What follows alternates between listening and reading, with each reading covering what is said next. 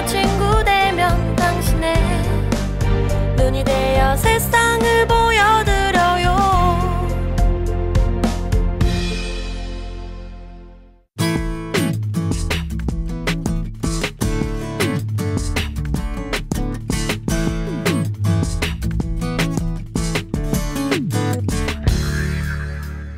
어른이 되면 이것도 해야지 저것도 해야지 생각하면서 참 하고 싶은 것도 많았고 무엇이든지 내 맘대로 할 수 있을 줄 알았는데 막상 어른이 되고 나이가 더 들어갈수록 하고 싶은 일을 할 용기는 줄어드는 것 같습니다. 네, 오늘 성년의 날입니다. 만 19세 된 젊은이들이 성인이 됐음을 공식적으로 알리는 날인데요. 아무래도 어른이 돼서 자유가 생겼다고 신날 거예요. 하지만 책임감도 그만큼 더 무거워졌다는 것도 기억을 해야겠죠? 하지만 우리 모두 그 무거운 책임감은 잠시 내려놓고 처음 어른이 되어서 자유로웠던 그 신나는 기분으로 함께 일주일을 시작해봐요. 5월 18일 월요일 내 손을 잡아요. 출발합니다.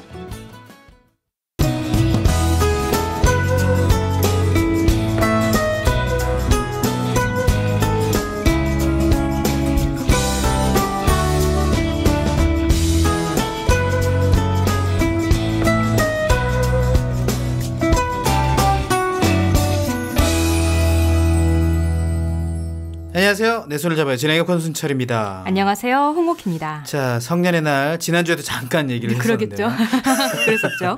네, 어쨌든 좀 바뀌었다고 합니다. 만 19세. 네, 원래 만 20세였죠. 네, 저 때는 21살 때 성년의 날을 챙겼었는데 이제 대학생 중에서 빠른 네. 요새는 빠른 이제 없어지기 시작했습니다. 빠른 이들을 위해서 대학생 때 마음껏 또 누리라고 이렇게 법을 좀 바꾼 모양인데 네. 어쨌든 만 19세의 나이에 성년이 된다는 것을 축하하는 날. 자, 꽃이 많이 팔리겠네요. 네, 꽃도 많이 팔리고 향수도 네. 많이 팔리겠죠. 네. 네, 그렇군요. 왜? 입술도 많이 팔린다라고. 죄송합니다. 네. 19금? 네. 아무튼. 네, 하여튼 그 여성분들의 로망이라고 하더라고요. 장미 20송이와. 네, 어쩌고저쩌고. 남성의 로망은 뭐죠, 그러면? 성년의 날의 로망? 면도기? 면도기는 중학교 때부터 쓰는 것 같긴 한데. 여튼 그래요. 성년의 날은 저는 특별한 추억은 없고 학교 때 그 성년의 날 행사를 단체로 갔었습니다. 근데 이제 갔었다고요? 네, 단체로 이렇게 성년의 날 뭐 기념해가지고 뭐 가수들도 나오고 이렇게 해가지고 그때 당시 뭐 이수영 씨라던가 네. 뭐 유열 씨라던가 가수분들 나와서 성년의 날 축하합니다 이러면서 공연을 했던 소극장에서 어땠어요? 네, 재밌었어요? 떠오르고요. 재미는 잘 모르겠어요. 기억이 이제 가물가물하니까 15년 정도 되니까 가물가물하네요.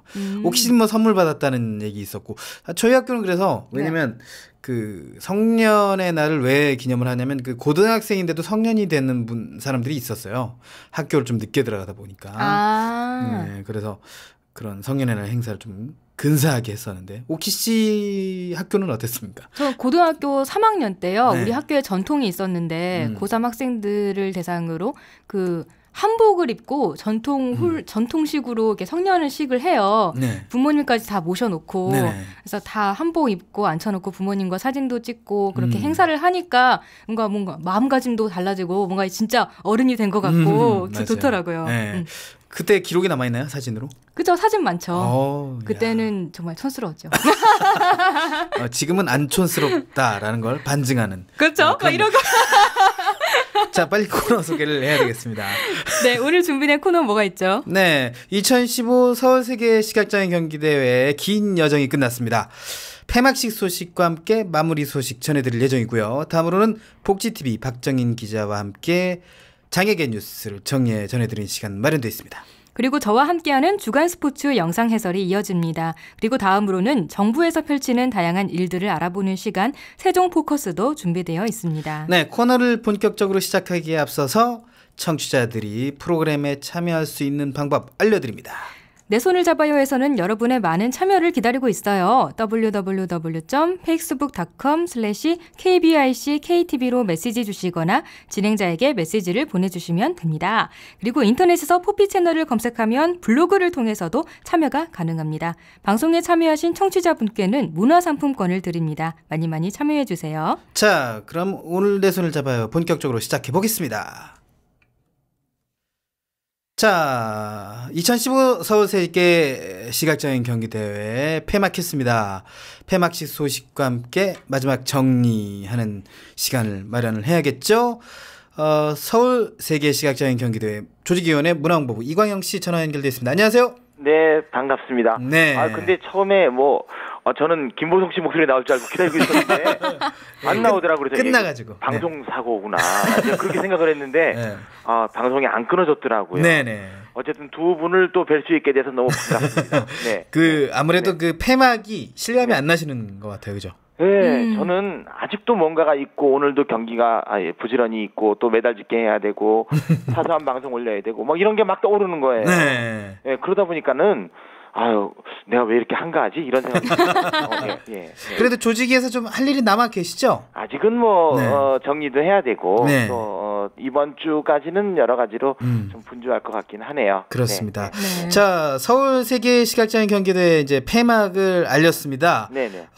먼저 폐회식 소식을 좀 전해 주셔야겠죠? 네. 개회식 지켜보셔서들 아시겠지만은 개회식이 웅장한 그 자체의 그런 부분이었다면은 네. 폐회식은 뭔가 잔잔한 감동으로 우리에게 다가오는 그런 부분이었다고 저는 자체적으로 평가를 하고 싶습니다. 네. 글쎄 아직 성년이 안 돼서 그런가요?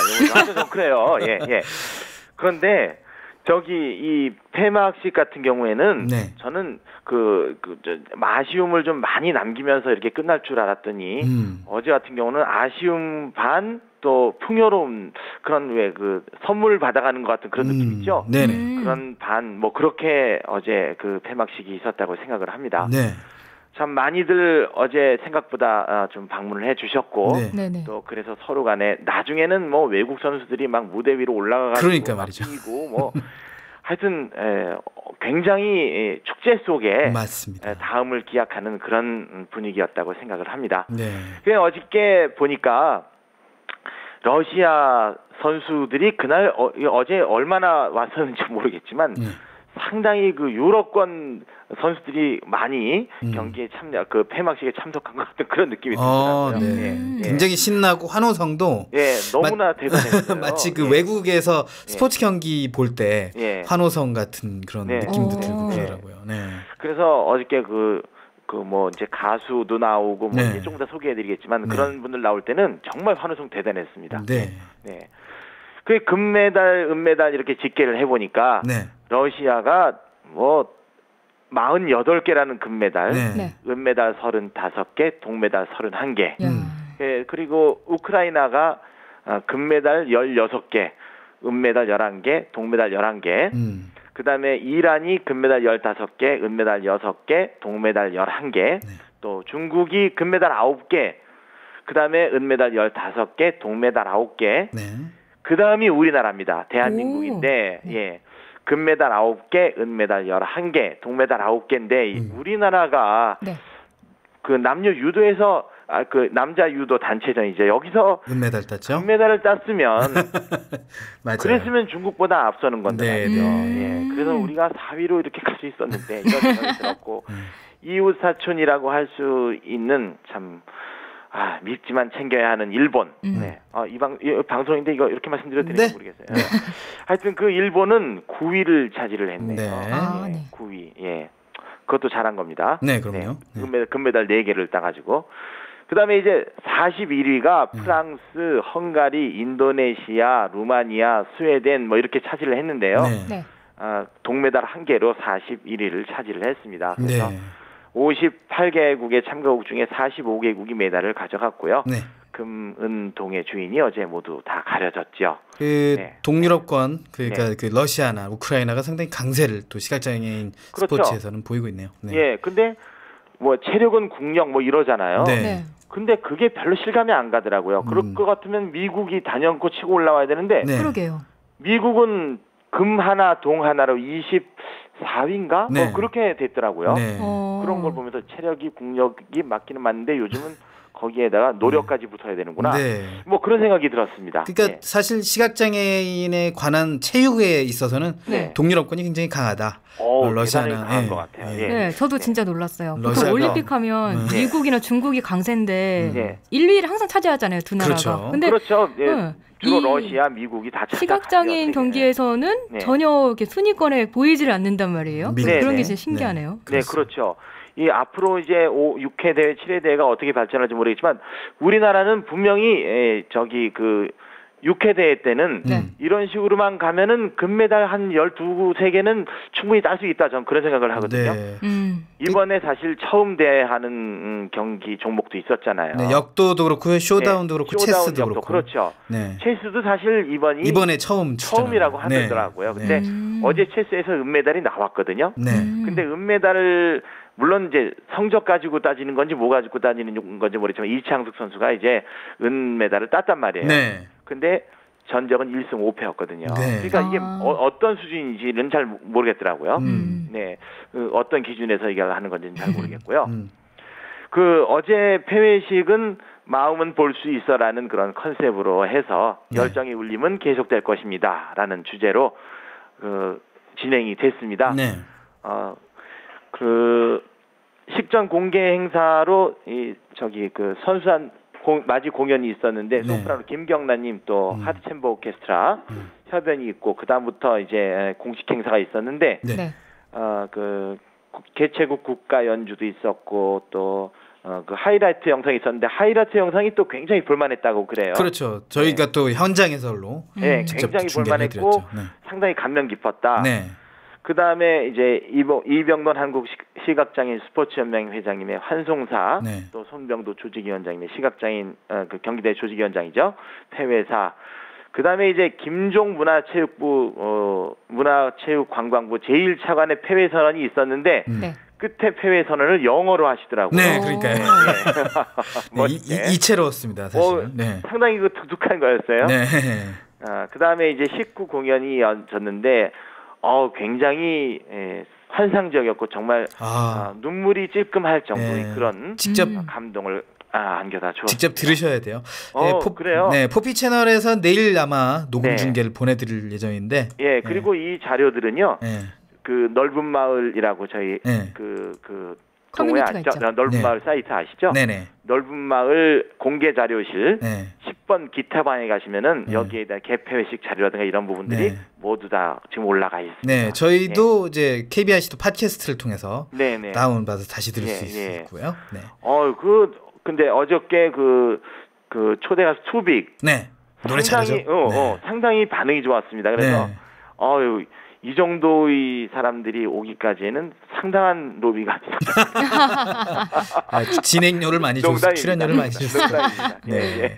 아이고 그동안 저희 그 포피 채널에 소식 전해주시느라고 수고가 좀 많으셨죠? 아쉽네요. 네, 저희도 아쉽네요. 자, 오늘 홍옥기 선생님 목소리, 권순철 선생님 목소리 또 이렇게 들어봤는데. 또 언제 기회가 주어지면은 또 뵐 수 있겠죠. 네, 그래요. 자, 오늘 소식 여기까지 듣겠습니다. 고맙습니다. 네, 건강하세요. 네, 서울 세계시각장애인 경기대회 조직위원회 문화홍보부 이광형 씨와 함께했습니다.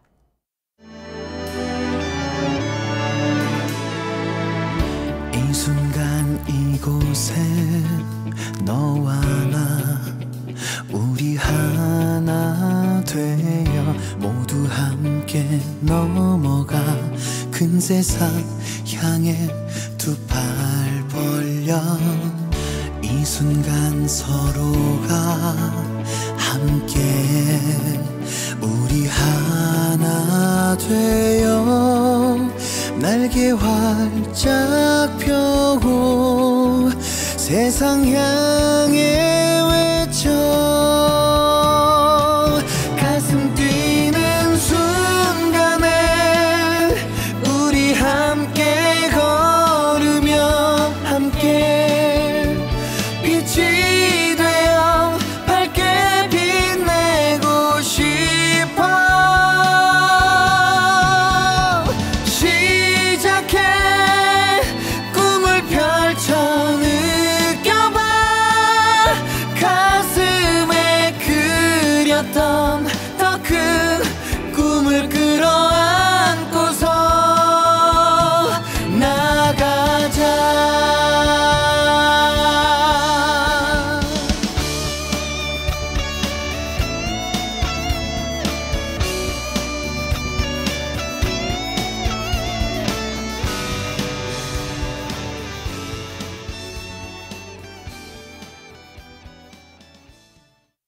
네, 2015 서울세계 시각장애인 경기대회 소식과 주제곡 들어봤습니다. 다음은 장애계 뉴스 브리핑 준비되어 있습니다. 순철 씨가 안내하죠. 네, 장애계 뉴스 브리핑 박정현 기자, 복지TV 보도국의 박정현 기자 연결되어 있습니다. 안녕하세요. 네, 안녕하십니까? 네, 정신없으셨죠? 5월 10일부터 17일까지. 네. 네. 자, 먼저 또 주요 뉴스 중에 체육 뉴스가 먼저 첫 번째 뉴스가 또 체육 뉴스입니다. 네네. 네, 전국 장애 학생 체육대회 관련 소식 먼저 전해드리겠습니다. 제9회 전국 장애 학생 체육대회가 내일부터죠. 오는 22일까지 제주특별자치도 일원에서 개최됩니다. 이번 대회는 17개 시도 2,717명의 선수와 임원 등이 참가해서요. 총 15개 종목에서 경기가 진행됩니다. 개회식은 내일 오후 3시 한라체육관에서 모두가 주인공이 되는 사회라는 주제로 열릴 예정입니다. 네, 다음 소식은 좀 안타까운 소식인데 장애인 대상 성폭력 범죄가 급증했다는 뉴스가 들어왔군요. 네, 그렇습니다. 경찰청이 장애인 대상 성폭력 범죄가 최근 5년간 3배가량 급증했다는 자료를 내놨습니다. 경찰청에 따르면 이 장애인 대상 성폭력 범죄 건수는 지난 2010년 321건에서 꾸준히 늘어 지난해는 927건으로 급격히 증가했다고 말했습니다. 네, 경찰청이 이렇게 발표를 하면서 장애인 성폭력 범죄 강력 대응 방침을 내놨다고요? 그렇습니다. 경찰은 이 급증하는 장애인 성폭력 범죄에 대응하기 위해서요, 이 장애인 성폭력 피의자에 대해 구속수사 원칙을 세우는 등 강력 대응한다고 밝혔습니다. 특히 경찰은 최근 이 지적장애인 대상 초기 상담과 조사 방법을 담은 성폭력 피해 지적장애인 수사 의사소통 매뉴얼을 만들어서요, 전국 경찰청에 배포했습니다. 이와 함께 장애인 대상 범죄 수사 매뉴얼을 만들어서 오는 6월 중 전국 경찰 일선에 배포한다는 계획을 내놨습니다. 네, 이런 범죄를 또 예방하는 게 중요할 것 같은데 대학 교원들에게 장애인 인권 교육을 강화한다는 뉴스도 있군요. 네, 그렇습니다. 교육부가 대학 총장과 교수 등 대학 교직원들을 대상으로 해서요, 장애인에 대한 인권 보호 교육을 의무화하는 방안을 추진합니다. 교육부는 대학 교직원들에게 장애인에 대한 인식 개선 교육을 실시하도록 관련 법률 개정을 검토하겠다고 밝혔는데요. 현재 이 현행법은 초, 중, 고등학교 교원과 학생에게만 1년에 1회 이상 장애에 대한 이해를 돕는 교육을 의무적으로 받게 할 뿐 대학 교직원은 제외돼 있었습니다. 네, 그렇군요. 네. 자, 다음 소식은 정부와 공공기관의 장애인 생산품 구매액이 좀 많이 부족하다는 얘기네요. 그렇습니다. 이 정부와 공공기관의 중증장애인 생산품 구매액이 늘고는 있지만 여전히 목표치인 전체 구매액의 1%에는 도달하지 못하는 것으로 나타났습니다. 복지부에 따르면 이 정부와 공공기관의 2014년 중증장애인 생산품 우선 구매액은 모두 3,530억 원으로 전년보다 19.3% 늘었습니다. 그러나 이 총 구매액 대비 중증장애인 생산품 비율은 0.91%로 법정 구매 비율에 크게 미치지 못했습니다. 네, 그렇군요. 현행 관련 특별법에는 어떻게 명시되어 있나요? 네, 현행 이 중증장애인 생산품 우선구매 특별법 시행령에 따르면요, 이 중증장애인 생산품 구매 목표 비율은 공공기관별 총 구매액의 100분의 1 이상이어야 합니다. 따라서 복지부는 이런 것들을 이제 더욱더 활성화시키기 위해서 구매 실적 우수와 미흡 기관의 명단을 공표하고요. 이 범위를 기관 유형별로 상위와 하위 30%까지 확대하겠다고 이번에 발표했습니다. 네, 복지부가 또 관련 그 소식을 좀 내놨네요. 그렇습니다. 올해 이제 곧바로 또 얘기를 꺼냈는데요. 보건복지부가 이 중증장애인 생산품 우선구매 촉진위원회를 개최해서요, 올해 중증장애인 생산품 우선구매 촉진 이 계획을 의결했습니다. 네. 이번 계획은 지난해 대비해서 증가를 했나요? 네, 계획안 자체는 증가했습니다. 올해 955개 공공기관에서 구매할 중증장애인 생산품 총 구매액은 4,457억 원인데요. 지난해 중증장애인 생산품 총 구매액의 3,530억 원보다 26 6.2% 증가한 규모입니다. 네, 공공기관들이 자율적으로 잘 구매하면 되는데 결국 공공기관의 적극적인 구매를 유도하는 것이 여전히 중요하군요. 그렇습니다. 따라서 이 복지부는 올해 중증장애인 생산품 우선 구매 촉진 계획에 따라서요, 공공기관의 계획 이행을 독려하고 제도 개선과 지원을 강화한다는 계획입니다. 또한 생산시설에 대한 지원과 관리를 보다 강화해 나갈 것이라고 말했습니다. 네, 복지부가 장애인 활동 지원 기관 현장 평가를 실시하는군요. 네, 그렇습니다. 이 평가 내용은요, 우선 기관 운영 실태와 시설 환경, 서비스 이용 과정과 절차 등 51개 지표를 기준으로 이뤄집니다. 평가 결과는 종합 점수에 따라 우수, 양호, 보통, 미흡으로 평가 등급이 부여되고요.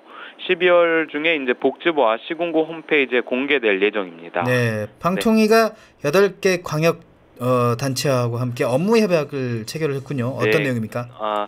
방송통신위원회가 지난 11일 서울시를 비롯한 대구시와 광주시 등 8개 광역자치단체와 함께요, 시각, 청각 장애인용 TV 보급 사업을 협력해서 추진하기 위한 업무 협약을 체결했습니다. 네, 협약력 내용을 좀 자세히 전해주시죠. 네, 우선 방통위는 예산 확보와 TV 제작, 보급 등 전반적인 사업을 추진하기로 했고요. 지자체는 보급 사업 홍보와 신청서 접수 등을 분담하는 내용을 골자로 하고 있습니다. 네, 끝으로 장애계 단체 소식 전해주시죠. 네, 서울시 지체장애인협회와 서울시 교육청이 행복사랑방 카페 운영 업무 협약을 체결했습니다. 두 기관은 이번 업무 협약 체결을 통해서요, 특수교육 대상 학생들의 교육 활동과 장애인 사회통합 일환으로 특수학교 대상 학생들의 직업 채용과 취업 연계, 장애인 근로자 자립 지원, 장애인 직업 지원기관과의 연계를 통한 일자리 창출 등을 하겠다고 이 업무 협약을 체결했습니다. 네, 끝으로 부산 점자 도서관이 오는 20일 수요일 오후 2시에 부산시민회관 소극장에서 제5회 전국시각장애인 중창대회 봄 드림 하모니를 개최합니다. 올해로 5회째를 맞는 이번 대회는 이 서울과 경기, 대전, 부산 등 8개 지역에서요, 70여 명에 달하는 참가자들이 아름다운 하모니를 선보일 예정입니다. 네, 오늘 소식 여기까지 듣겠습니다. 고맙습니다. 네, 고맙습니다. 장애계 뉴스를 알아보는 시간이었습니다. 궁금한 정보가 있거나 방송에 참여하고 싶은 청취자는 언제든지 함께해 주길 바랍니다. 지금까지 장애계 뉴스 브리핑 박정인 기자와 함께했습니다. 내 손을 잡아요에서는 여러분의 많은 참여를 기다리고 있습니다. 알고 싶은 정보가 있다, 아니면 방송에 참여해보고 싶다, 함께 나누고 싶은 사연이 있다, 모두 좋습니다. www.facebook.com/kbicktv로 메시지 주시거나 진행자에게 메시지를 보내주시면 됩니다. 그리고 인터넷에서 포피 채널을 검색하면 블로그를 통해서도 참여가 가능합니다. 방송에 참여하신 청취자분께는 문화상품권을 선물로 드리니까요, 많이 참여해주세요. 네, 방송을 들을 수 있는 방법도 알려드릴게요. KTV 홈페이지 ktv.go.kr/radio나 모바일 앱 팟빵으로 접속을 하면 실시간으로 들으실 수가 있습니다. 그리고 유튜브를 통해서도 만날 수가 있습니다. 혹시 실시간으로 진행되는 방송을 놓치신 분들은 팟캐스트 서비스를 이용하면 다시 들으실 수 있습니다.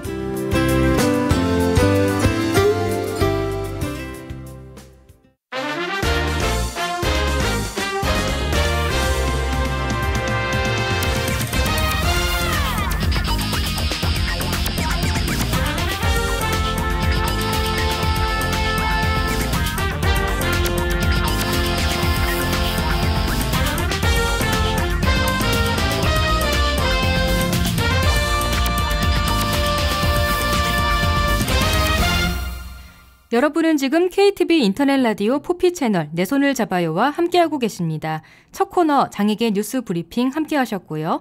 다음은 시각장애인들이 보고 싶은 다양한 영상 콘텐츠를 해설해주는 영상 해설 시간입니다. 네, 매주 월요일은 주말 동안 있었던 흥미진진한 스포츠 영상을 해설해드리는 주간 스포츠가 준비되어 있습니다.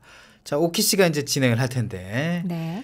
자, 처음 영상 좀 볼까요? 어떤 영상입니까? 네, 처음 영상은 그 잉글랜드 프로축구 프리미어리그의 스완지 시티 소속 고미스 선수가 골을 넣는 장면이 준비되어 있고요.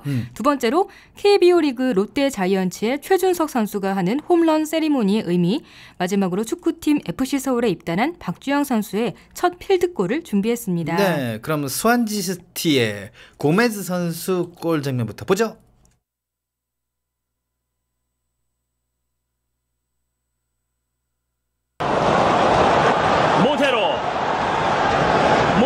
그렇죠. 이거죠. 모테로 그리고 저 고미스. 버페티비 고미스. 자, 지금은 골 선언 됐나요? 고미스의 슈팅이 지금 골 선언 된 것 같아요. 네. 고미스의 슈팅이 골로 연결됩니다. 고미스의 골입니다. 자, 이 한 번의 찬스가 이 골 선언 됐는데 다시 봤으면 좋겠어요. 네. 바페티비 고미스 아스날에게 2경기 모두 골을 기록합니다. 부심이 지금 골 선언을 했기 때문에 케빈 프렌드도 주심이 이제 선언을 했거든요. 보시면요. 네. 모테로가 처음 이 플레이가 나왔죠. 볼까요? 오유, 네. 들어갔네요. 바페티비 고미스의 헤딩골입니다. 정확한 판정. 라인을 완전히 넘어서야 되는데 네. 어쨌든 바로 투입이 성공했어요. 바로우가 고미스랑 수비 라인을 넘기는 패스를 하긴 했지만 미드필더의 수비적 가담이 늦었어요. 네. 몬테로가 안쪽으로 지금 주특기가 처음 나왔는데 그것이 어시스트가 됐습니다. 네. 몬테로의 주특기, 고미스의 힘 주특기, 헤딩으로 골입니다. 고미스 선수군요. 자, 어떻게 골이 들어갔길래 저렇게 캐스터도 헷갈릴 정도로 골이 들어갔는지 좀 궁금합니다. 영상 해설로 확인해 볼까요? 네, 이 경기는 한국 시간으로 12일에 치러진 잉글랜드 프로축구 프리미어리그 36라운드 스완지 시티 대 아스널과의 경기였는데요. 스완지 시티에는 다 알다시피 우리나라의 기성용 선수가 소속돼 있죠. 네. 그런데 이 영상은 아쉽지만 기성용 선수의 활약상은 아닙니다. 공격수 바페팀비 고미스 선수의 골 장면인데요. 어느 나라 사람이에요? 이름이 좀 어려운데 이 선수가 프랑스 국적인데 흑인이에요. 아, 네. 네. 부상으로 빠졌다가 아스널전에 복귀를 했는데 복귀를 하자마자 기분 좋게도 골을 넣었습니다. 네. 근데 이 선수가 후반 28분에 기성용 선수와 교체돼서 들어간 거였어요. 아, 그렇군요. 네. 네, 스완지 시티는 이날 상대하기 어려운 아스널을 만나서 전후반 내내 고전하고 있었거든요. 네. 아스널은 계속해서 슈팅 찬스를 만들어냈는데 스완지는 막기 바빴습니다. 하지만 어떻게 해서 후반 막판까지 0대 0으로 점수를 지켜냈어요. 그런데 이게 웬걸요? 스완지의 항방이 묘하게 터졌습니다. 네, 후반 40분에 고미스가 골을 넣어서 짜릿한 승리를 하게 됩니다. 아, 참 축구는 참 특이한 게 말이죠. 네. 그러니까 아무리 좀 어려운 상황에 닥치더라도 골 한 방에 그냥 승부 결정이 되잖아요. 그러니까요. 네. 뭐 이렇게 힘들게 하다가 골만 터지면 분위기가 갑자기 반전이 되죠. 그러니까 어렵게 그냥 막다가 운으로 골이 들어가도 승부를 결정지을 수 있는 게 축구가 아닌가 하는 생각이 들거든요. 네, 재미있는 스포츠예요. 네. 그런데 이 골 장면에 더 재미있는 상황이 있었어요. 네. 스완지의 미드필더 제퍼슨 몬테로가 왼쪽 방향에서 아스널의 수비 한 명을 상대하고 있었습니다. 몬테로는 잠시 공을 가지고 있다가요. 빠르게 골대 쪽으로 쇄도하면서 크로스를 올려요. 공이 가는 쪽에는 물론 고미스가 있었죠. 네. 골대 앞에 미리 자리 잡고 있었는데요. 공이 오자 점프해서 헤딩슛을 합니다. 그런데 낮게 오는 공을 일단 골키퍼 다비스 오스피나 선수가 잡고 튕겨냈고요. 아스널 선수가 걷어냈어요. 그런데 고미스는 팔을 번쩍 들면서 항의 표시를 합니다. 이때 득점을 인정하는 부심의 휘슬이 울려요. 그래서 이번에는 골키퍼 오스피나가 골대 앞으로 나오면서 아니야 하듯이 막 다급한 손짓을 합니다. 내가 막았어. 네, 내가 막은 건데 왜 골이라는 거야? 이런 의미죠. 이때 휘슬을 부는 부심이 화면에 나오는데요. 내가 본 게 확실해 하는 표정이에요. 네, 오스피나는 주심에게 곧장 다가가서 항의합니다. 그러자 주심은 자기 손목에 찬 시계를 가리켜요. 그래서 오스피나가 믿을 수 없다. 말도 안 된다. 오마이갓 이거 말도 안 돼 하는 다양한 생각이 드는 표정이에요. 네. 이렇게 헛웃음을 짓고 돌아섭니다. 네. 왜 들어섰을까요? 이 시계가 뭐냐면요. 골라인 판독기예요. 네, 공에 센서를 부착해서 맞아요. 네, 골라인을 넘어가면 시계에 골이라는 글자가 뜨게 되어 있어요. 그러니까 오스피나가 공을 잡긴 잡았는데요. 이미 공이 골라인을 넘긴 뒤에 잡았거든요. 네. 아무리 골키퍼가 공을 잡았어도 공 전체가 골라인을 지난 후에 잡으면 득점으로 인정이 됩니다. 그렇죠. 판독기가 정확히 판단해 주긴 한 거지만 부심도 정확하게 본 거죠. 그리고 골대 옆에서 찍은 화면도 보여주는데요. 옆에서 보면 그냥 살짝 넘어간 것도 아니라 확실하게 넘어갔어요. 공이 맞는 거죠. 하지만 이 판독기가 없었다면 아마 오스피나나 아스널 선수들이 좀 더 강력하게 항의했을 수도 있을 거라고 생각해요. 부심이 잘못 본 거다 이런 식으로요. 그런데 확실히 판독기가 있으니까 더 길게 시간을 끌진 못하고 헛웃음을 지으면서 바로 돌아서죠. 이 경기가 아스널 홈 경기였거든요. 이 판정 이후에 또 관중들이 아마 야유를 보냈겠죠. 그렇죠. 네. 네. 근데 주심이 골이라는 신호를 보낸 시계를 계속 툭툭 치면서 얘가 골이라고 했는데 뭐 어쩌라는 거냐, 골인 거야 하는 것처럼 어깨를 으쓱하고요. 왜 내 탓을 하냐는 듯이 막 입술도 삐죽삐죽거려요. 그러니까.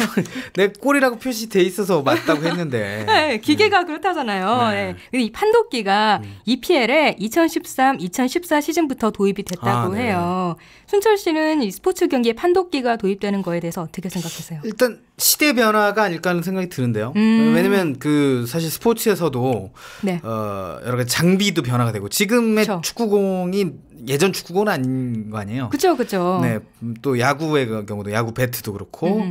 뭐 옛날에는 글러브가 없어 신문지로 글러브 접어서 그래요? 네. 그게 공이 날아가나요? 아니, 공이 잡혀야죠 이제 글러브니까. 글러브니까 신문지로. 글러브? 그건 이제 일회용이었다고. 네네. 뭐 여튼 그래서 그 판독기도 사실 시대 변화로 보는데 스포츠 정신을 위배하는 판독기는 좀 의미가 없겠죠. 뭐 예를 들어서 그 축구 심판을 기계로 세운다는 거예요. 그거는 아니란 얘기죠. 근데 열심히 싸워서 대가가 딱 나타나는 순간에 판정이 잘못 내려지면 안 되니까. 그쵸. 그 공에 센서가 있는 것은 저는 바람직하다고 보는데 K리그에는 아직 그 센서가 없나 봐요. 최근에 그런 판정이 비슷한 그 FC 서울하고 전남 드래곤스전에 좀 아까 보겠지만 이따가 그 나와가지고 좀 뭐라 그럴까 그 논란이 좀 되고 있는 상황이 있습니다. 그래서 빨리 이 판독기가 또 K리그에도 또 도입이 되면 더 또 이 선수들도 관중들도 믿음을 가지고 경기를 보지 않을까 하는 생각이 듭니다. 뭐 기계가 주가 되면 안 되지만 부가 그렇습니다. 될 수는 있는 거니까요. 그렇습니다. 네. 결과적으로 경기는 고미스의 골로 0대1 스완지시티의 승리로 끝나게 됩니다. 한반이야. 아스널을 상대로 원정 경기에서 승점 3점을 챙긴 거예요. 그렇습니다. 이 경기까지 해서 스완지는 16승 8무 12패의 전적을 가지게 됐고요. 팀 순위 8위를 지키면서 7위까지의 승점 차가 1점 차로 좁혀졌어요. 그런데 유로파리그 티켓은 6위까지 주어지기 때문에요. 어제 열린 경기 결과가 중요했는데요. 하필 어제 경기 상대가 맨체스터 시티였습니다. 강팀이죠. 결국 스완지시티가 2대4로 지게 되면서 팀 순위는 8위에 머물렀고요. 7위 사우샘프턴과의 승점 차는 4점 차로 벌어졌습니다. 좀 어렵네요, 6위는. 모처럼 얻은 좋은 기회였는데 그 한 방으로서 모처럼 기회를 노렸습니다만은 아쉬운 경기가 결과됐습니다. 자, 계속해서 기송영 선수의 활약 좀 기대를 해 주셔야 되겠습니다. 스완지시티에서 열심히 뛰고 있으니까 절대 강등은 안 될 거거든요, 8위면. 그렇죠. 자, 다음 영상 한번 볼까요? 초구는 볼 잡아당겼습니다. 이 타구가 경기를 끝내러 갔습니다. 최준석 끝내기, 최준석의 끝내기. 최준석이 1355일 만에 심수창의 승리를 만들어줍니다. 롯데자이언츠의 캡틴 최준석이 심수창의 승리, 그리고 아버지께 마지막 세레머니까지. 경기 종료.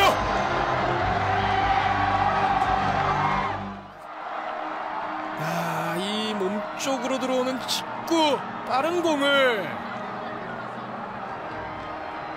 정말 이 타구가 관중석이 없었으면 광안대교까지라도 날아갔을 법한 이 총알 같은 타구가 결국에는 오늘 경기를 끝내러 갔습니다. 그리고 오늘 경기를 끝내버립니다.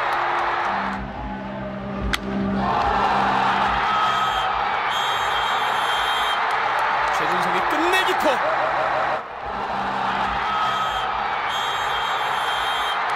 맞는 순간 홈런을 직감했고 더그아웃을 보면서 자신이 해냈다는 세레머니를 했던 최준석, 그리고 아버지께 선물을 드리기 위해서 모든 롯데자이언츠의 선수들이 최준석 선수의 아버지께 선물을 드렸습니다. 그리고 심수창 선수에게 이 1승을 선물합니다. 네, 캐스터가 이 캐스터는 이제 방송사 캐스터가 아니라 네. 유튜브에서 롯데 홈 경기를 담당하는 어쩐지. 롯데 전문 캐스터입니다. 그래서 목소리가 홍키키 씨가 듣기에도 아나운서는 아니네 그런 생각했겠죠. 그만큼 흥분을 했어요. 캐스터가. 네, 정말 롯데의 승리를 진심으로 감격해야 하는 듯한 네. 그런 흥분. 광안대교까지 넘어갔다 그랬죠. 네, 왜냐하면 이날 끝내기 홈런이 터졌거든요. 네. 이 영상은 5월 13일에 부산 사직구장에서 치러진 롯데 자이언츠 대 넥센 히어로즈의 경기입니다. 9회 말 롯데 공격 상황에서 점수는 8대8 동점이었어요. 롯데가 마지막 기회를 살려서 역전승하느냐 아니면 연장에 가느냐 하는 기로에 섰는데요. 해결사는 9회 말에 선두 타자로 나선 롯데의 최준석 선수였습니다. 넥센 투수 조상우가 던진 공을 제대로 때려서 좌측 담장을 넘기는 솔로 홈런을 터뜨렸어요. 네. 홈런이 나자 캐스터가 이런 말을 하죠. 최준석이 심수창에게 1335일 만에 승리를 만들어줬다고요. 네. 롯데 투수 심수창 선수가 이날 경기 마무리 투수로 올라와서 30개 이상 공을 던졌거든요. 네. 이게 선수로서는 엄청 부담 가는 일인 건가요? 그렇죠. 이게 원래 이제 마무리 투수는 1이닝을 좀 맡게 돼 있습니다. 네, 세이브를 얻기 위해서도 1이닝 이상 혹은 뭐 3분의 1이닝만 던져도 되는데 그 짧은 이닝을 소화해야 되니까 공을 최대한 던지는 개수가 한 25개를 넘으면 안 돼요. 근데 이제 30개를 넘는다는 건 마무리 투수로서는 굉장히 부담되는 일이죠. 그런데 심수창 선수가 그거를 30개 이상 던졌다는 거죠. 진짜 고생하고 있었네요. 네, 그렇습니다. 그리고 이 야구에 세이브라는 용어가 있는데요. 간단히 말하면 이기고 있는 상황에서 그 승리를 지켜낸 투수라는 의미예요. 자세히 풀어내자면 자기 팀이 3점 이하의 점수차로 이기고 있는 상황에서 1회 이상을 던지거나 점수차에 상관없이 3회 이상을 던지면서 동점이나 역전을 허용하지 않고 승리를 지켜내는 투수를 세이브 투수라고 합니다. 그런데 이렇게 이기고 있는 상황에서 점수를 허용하게 되면 세이브를 날려버렸다 하는 의미로 블론 세이브라고 하거든요. 근데 이날 심수창이 바로 그 블론 세이브를 범했습니다. 그렇죠. 네, 자기 팀인 롯데가 이기고 있던 중에 투수로 올라와서 동점을 허용했거든요. 그래서 낙담하던 중에 최준석이 극적 홈런으로 반전이 일어난 거죠. 네, 그래요. 심수창 선수가 사실 좀 고생이 많았어요. 그래서 승이 너무 없어가지고 한자 이름을 개명했다고 하더라고요. 근데 제가 자세한 한자의 음률은 잘 모르겠는데 한자를 개명을 심수창이란 이름은 똑같은데 한자만 바꿔가지고 그만큼 이 야구에서 불운한 투수였어요. 프로야구 KBO 리그에서 그랬는데 롯데에 와가지고 그 사실 정통파 투수는 오버핸드라 그래가지고 팔을 쭉 귀 뒤로 올려가지고 던지는 게 이제 굉장히 이 오버스로의 특유의 자세죠. 네네네. 근데 그 팔을 내리면 오버핸드 스로가 아니다 해서 굉장히 자존심 상합니다. 근데 심수창이 구속이 안 나와가지고 투수 코치하고 노력을 해가지고 사이드암 3쿼터로 바꿨어요. 바꾸고 나서 구속도 늘고 구위도 굉장히 좋아지면서 심수창의 제2의 야구 인생이 열린 거로 볼 수 있어요. 네, 이름 바꾼 보람이 있네요. 네, 다시 영상 얘기로 돌아가세요. 최준석이 홈런을 친 후에 한 바퀴 돌아서 홈을 밟으러 들어오는데요. 9회 말 솔로 홈런으로 점수가 9대8이 되면서 경기는 끝난 거죠. 그래서 롯데의 모든 선수들이 홈에서 그를 기다리고 있었습니다. 선수들이 일렬로 알파벳 U자를 커다랗게 만들어서요. 최준석이 그 U자 안으로 들어오도록 해요. 그리고 최준석이 그 안으로 들어오자마자 자기만의 홈런 세리모니를 합니다. 왼팔을 굽혀서 얼굴 정도 높이에 두고요. 오른팔은 왼손을 훑으면서 하늘을 향해 두어 번 정도 뻗는 동작인데요.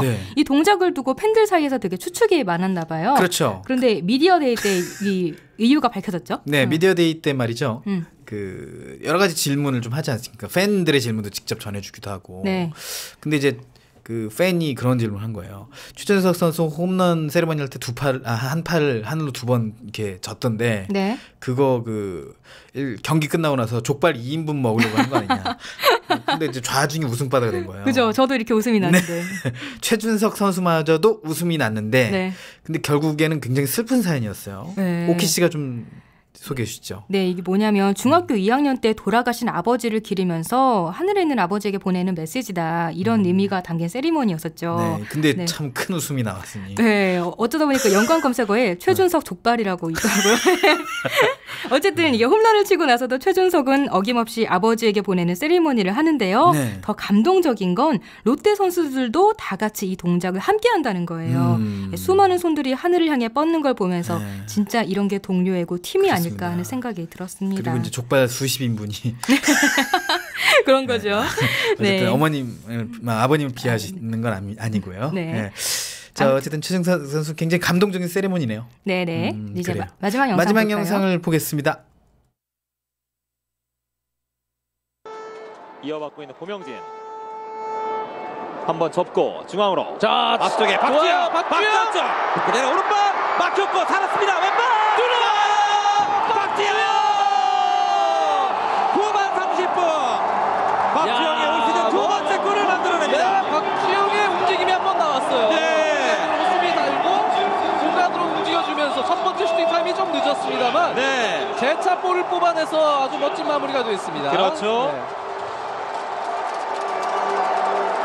오늘 3골을 몰아치고 있는 서울인데요. 네. 네 번째 골의 주인공은 그룹 부상 복귀 이후에 첫 번째 경기에서 골을 만들어낸 축구 천재 박주영입니다. 아, 그렇습니다. 네. 자, 박주영 선수의 이러한 필드골 복귀골 아닙니까? 네. 네. 실로 정말 오랜만에 필드골로 복귀 신고를 했는데 박주영 선수 근데 자신감을 조금 불어넣는 기회로 삼는다는 의미에서는 정말 천금 같은 득점이 됐습니다. 그렇죠. 네, 이 수루 고명준의 패스에서의 찔러주는 패스. 여기서 슈팅 타이밍이 조금 늦긴 했는데 다시 뺏어내서 여지 없네요. 막혔습니다만 그의 질주는 멈추지 않았습니다. 지금 돌아나가는 움직임이 지금 워낙 좋았고 그 다음에서의 집중력이 박주영 선수가 집중력을 좀 많이 끌어올린 그런 또 이유가 된 것 같기도 합니다. 그렇죠. 네. 자, 3골 차가 됐기 때문에 이제 부담이 좀 없어졌어요. 네.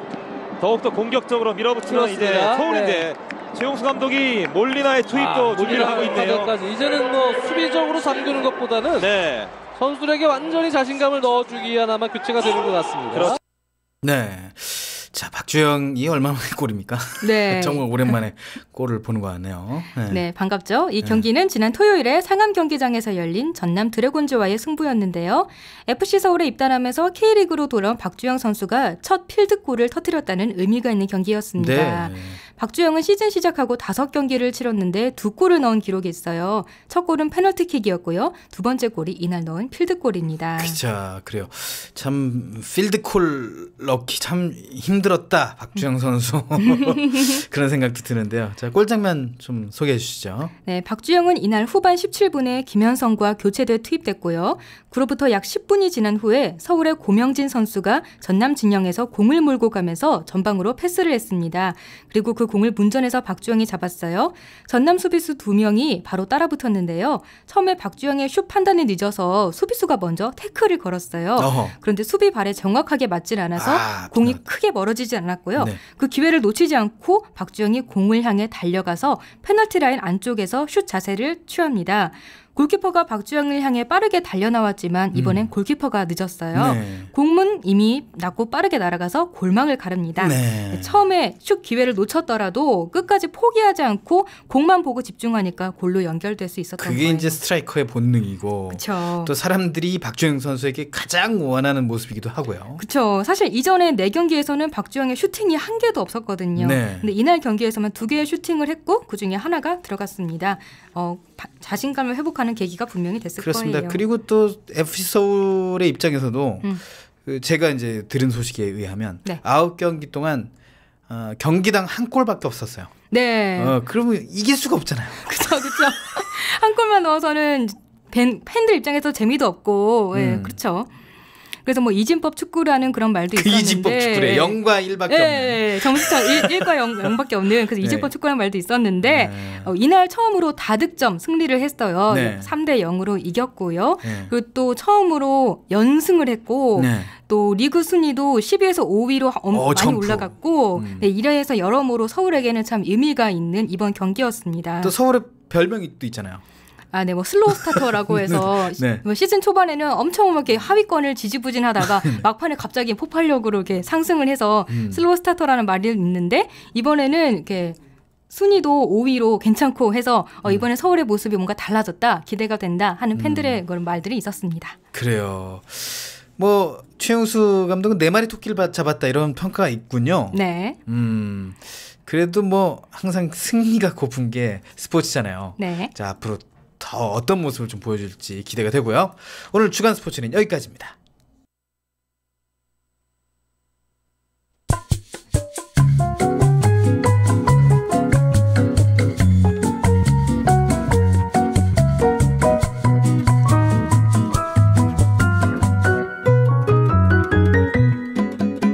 여러분은 지금 KTV 포피 채널 내 손을 잡아요 함께하고 계십니다. 다음 코너는 세종 포커스입니다. 홍옥희 씨가 진행하는 거죠?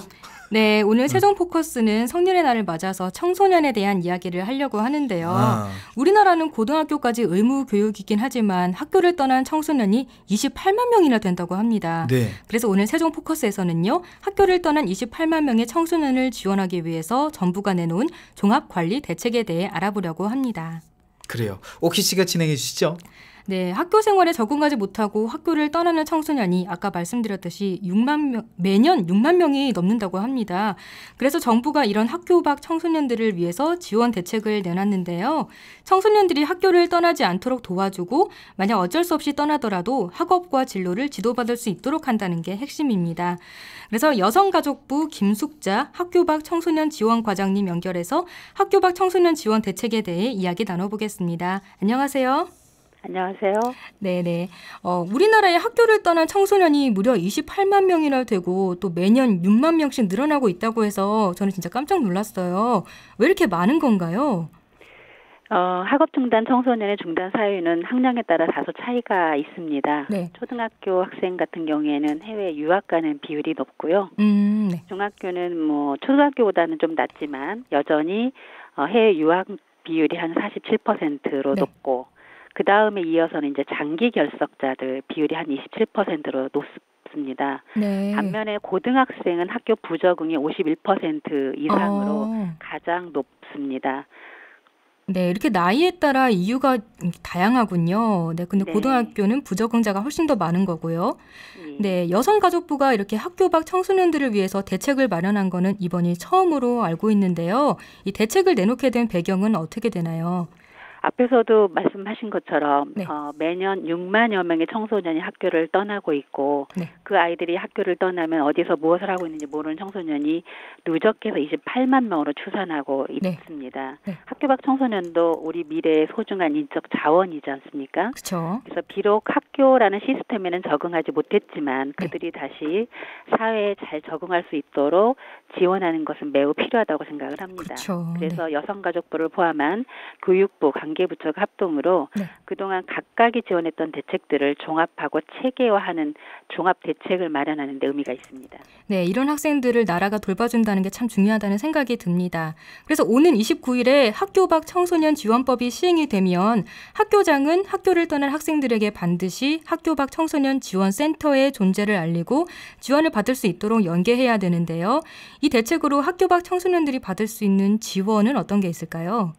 맞아요. 이번 대책의 그 핵심은 세 가지입니다. 네. 일단은 아이들이 학교를 떠나지 않도록 학교가 재미있게 적응할 수 있도록 해야 되고 그래도 네. 부득이하게 떠난다면 네. 이제는 앞으로는 우리 센터에 이 아이들이 그만둔다고 하는 내용을 알리고 또 네. 아이들한테도 지원 프로그램을 적극적으로 안내를 해야 됩니다. 그리고 그 아이들이 우리 센터에 오게 되면 네.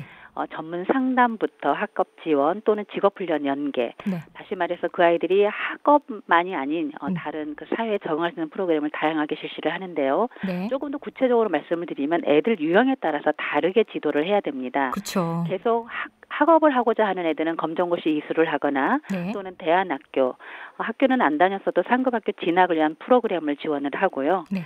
취업을 원하는 아이들은 직업 탐색, 다양한 네. 직업교육 훈련을 통해서 취업할 수 있도록 지원을 해주고 네. 그것보다 더 중요한 거는 아직 목표를 설정하지 않은 아이들도 꽤 많습니다. 그렇죠. 그래서 목표를 설정하지 못한 아이들은 자립의식 고치 교육을 통해서 자립 동기와 목표의식을 먼저 찾을 수 있도록 상담을 하고요. 네. 대인관계에 어려움이 있는 학생들은 집 밖으로 나올 수 있도록 지속적인 동반자 프로그램을 배치해서 운영할 예정입니다. 네. 그런데 이 학교 밖 청소년 가운데는 어린 나이에 엄마가 된 미혼모도 있고 또 탈북자도 있겠고 아니면 벌써 일을 하고 있는 청소년 등등 되게 많을 것 같은데요. 이들 청소년들에 대해서는 더 세심한 지원이 필요할 것 같아요. 네. 맞아요. 그 미혼모 청소년의 경우에는 아이도 양육을 하면서 학업도 포기하지 않도록 우리 미혼모 시설한테 네. 대안교육을 제공하고 있고요. 네. 또 근로 청소년들은 최소한 그 근로 권익은 좀 보호할 수 있도록 근로 실태 파악한 이후에 불법 사업장에 대한 처벌도 강화하고 네. 또 그 청소년들이 근로수당도 못 받는 그런 권익이 보장될 수 있도록 보호를 하고 그다음에 탈북 청소년은 네.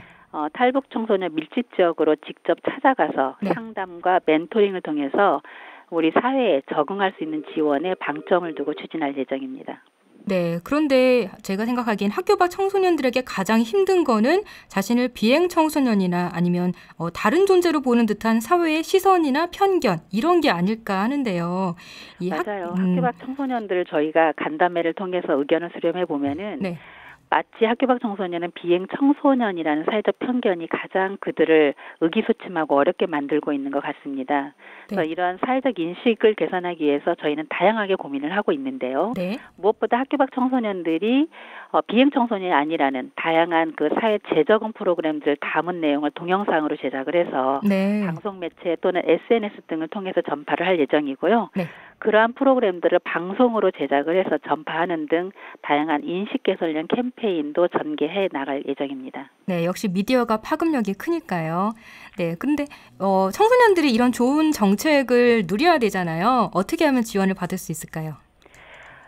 금년에 시군구 단위별로 학교 밖 청소년 지원센터를 지정을 하고 있습니다. 지정을 완료한 거는 한 180개 정도 되는데요. 네. 학교 밖 청소년 센터를 직접 방문하셔도 되고요. 네. 혹시 어디가 있는지 모르신다면 1388 전화로 문의를 하시면 자세하게 안내를 받으실 수 있습니다. 네 자리만 누르면 되나요? 1388? 네, 맞습니다. 네. 네, 간단하네요. 이렇게 하면은 이렇게 지원을 받을 수 있는 건가요? 전화만 하면요? 네. 예.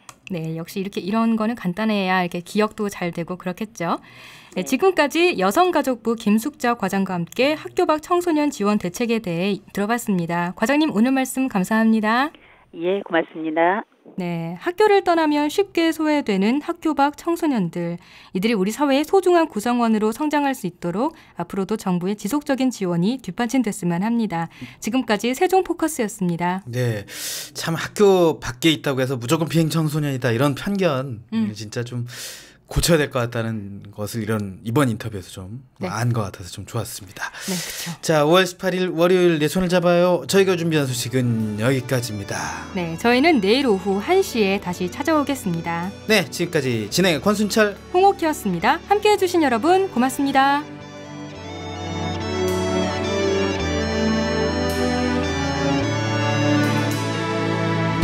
이 순간 이곳에 너와 나 우리 하나 되어 모두 함께 넘어가 큰 세상 향해 두 팔 벌려 이 순간 서로가 함께 우리 하나 되어 날개 활짝 펴고 세상 향해 외쳐